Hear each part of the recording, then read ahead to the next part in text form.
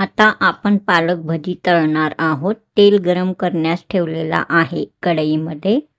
हा बघा, तेल चांगला गरम झालेला आहे. आता हे पालकचे पाने आहेत, स्वच्छ धुवून घेतलेला आहे. असा या पिठामध्ये घालायचा. पीठ हा पातळ करून घ्यायचा. हा बघा, अशा प्रकारे या पानांना हा पीठ लावून घ्यायचा. सावकाश या तेलामध्ये घालायचा.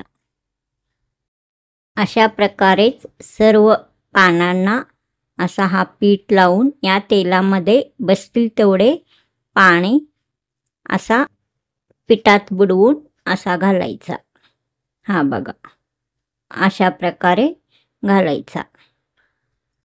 गॅसचा स्पीड हा एकदम मीडियम ठेवायचा. मगच आपला पालक भजी कुरकुरीत खस्ता तयार होतो. आता हा पालक भजी तयार आहे. चांगल्या प्रकारे तळून घेतलेला आहे. एकदम कुरकुरीत पालक भजी तयार झालेला आहे. हा बघा, रंग एकदम छान आलेला आहे. एकदम कुरकुरीत असा पालक भजी तयार आहे.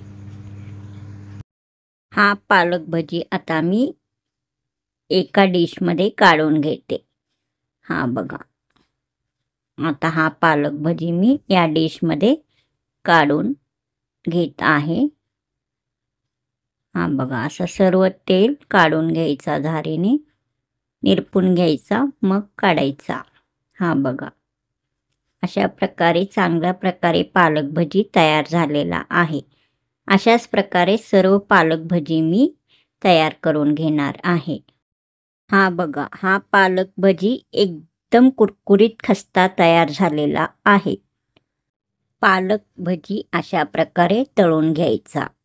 हा शॉर्ट्स आवडल्यास लाईक करा, शेअर करा.